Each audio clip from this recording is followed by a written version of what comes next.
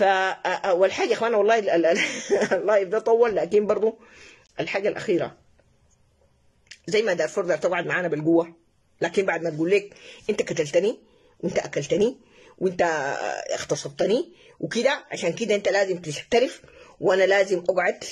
كلام ده طبعا قاعد يقولوا كده. نفس الحكاية يا إخوانا، أنا والله في شخص في حياتي معذبني كده. اليومات دي عامل كمية من الحسابات، طبعا قاعد في الفيسبوك ده ما عنده أي شغلة، مع إنه عنده حسابين وعنده صفحة بيشيل من هنا نفس البوست ينقله هنا وينقله هنا وما عنده حاجة. بيصرف لنفسه بروفيسور، بيصرف أستاذ كرسي في البيت، ما عنده مشكلة. شغال الناس بيجي صفحتي أصدقائي بيخش لهم في الخاص. حياة دي ما عملت الدكتورة سقطت ما عارف شنو ويطلب صداقة. وهو اللي نشر مسألة أبو بكر ده ماسكين فيه وناس دارفور. طبعا الصورة دي أنا نزلتها في صفحتي، والزول ذاته قاعد في الفيسبوك ومعي في صفحتي من جوبا. شال الصورة دي ما بيعمل 200 حساب، بيقوم يكتب المعلومات، بيقوم يلزها لزول. انت دايم أسع تعمل بي شنو؟ انا اللي كان داعرة وعندي صاحب كنت عليك الله متمسك بي ليه؟ انت دايمني اتكسر عشان عندي صاحب، عشان سمعتي اجي استتر بيك؟ يا اخي انا ما دايرك، انا ما دايرك. فانت احترم نفسك، يعني احترم كبرك، احترم باقي سنك دي، احترم اولادك عشان ما يحتقروك. يعني كونك تعمل حسابات وتتكلم عني، انت بعد ما تسيئني انا اجي احتمي بيك؟ يعني انت اللي بتسيئني، انت اللي بتطلع الحاجه. الصور دي بداها من بومبرشات، صوره قطعه كتب المعلومات بحساب بتاع جروب مدينه ادمن، حول الصوره دي لواحد ملحد في كندا اسمه ثروة سوار الذهب.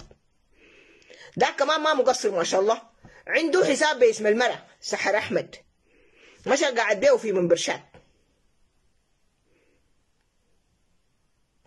دخل حياتي في خطر ايام الثوره وما عارف الثوره، ودي بلغت ضد الثوار والحكايه وصورتي منتشره.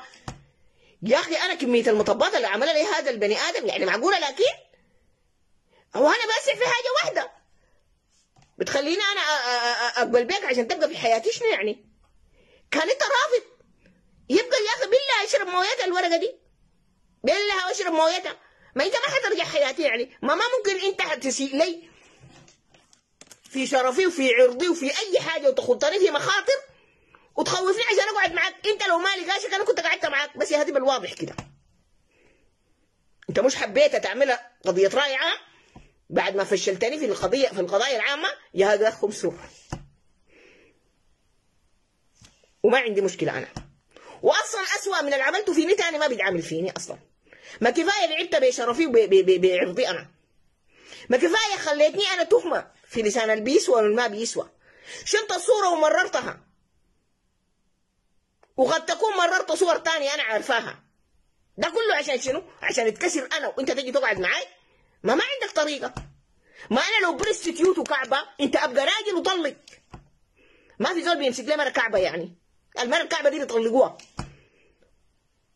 قبل كده جيت قعدت في البيت اشتكيت عني وقالوا لك خلاص يا زول والله حياتي نحن زوله في راسنا مش كعبه معاك يا زول طلقها. قلت له لا ادبوها لي.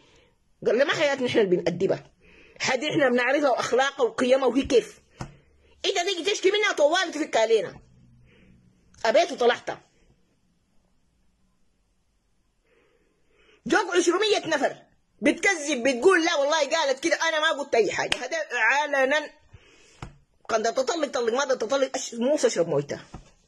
اعمل مليون حساب، سيء لي اعمل ما تشاء، لكن عمري ما حاحتمي بك.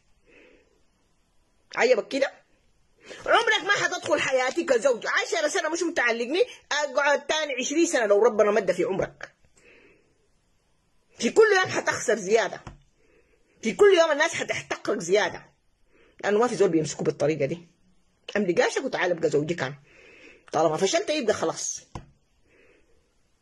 اخوانا في حساب حايم باسمي للغربة ما عارف شنو، اي زول بيجي يخش لكم بالخاص ويقوم يتكلم عني ده اعرفوه، ده شخص واحد، ده زوجي شغال كده 5 سنوات 6 سنوات انا شغال لي كده. يقول لي انا حأدبك، انا حخليكي تنكسري، انا حألمح للناس، حقول عنك، انا حاعمل يا زول انا برستيتيوت وانا كعبه وانا اي حاجه، يبقى راجل طلقني، انا ما بيهمني طالما بيني وبين رب العالمين ده انا ضامناه. انا عارفه شنو، انا والله ما بخاف من الناس بقدر ما اني بخاف من الله سبحانه وتعالى.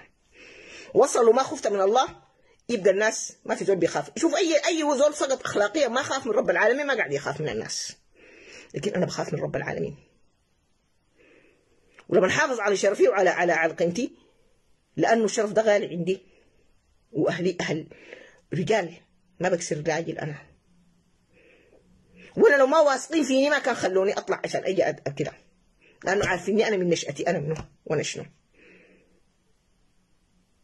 وراجل ذاته بيكسر مرته في شرفها وفي عرضها وفي كده يجي عشان تحتمي بيه، ده راجل شنو يعملوا بيه شنو ده ذاته. انت لو جيت ممكن تجيب لي مصيبه شنو ذاته تعمل فيني شنو. وانت لو فيك خير، انا لو ما عارفه اخلاقك دي وحاجاتك دي كلها انا كنت رفضتك، ما عشان عارفه، عشان عارفه قيمت وخلاص، قلت يا اخي خلاص يغنى الله كل من سعته، ما قدرنا معاك نتفارق، ده تمسكني بالقوه. طيب انا لما سيئه انت متمسك بي ليه؟ انت لما جوك 200 راجل و200 زول جو قعد معاك قلت لهم لا انا دايره ما بخليها. في زول بيتمسك بمره كعبه، بمره داعره، بمره ما عندها اخلاق،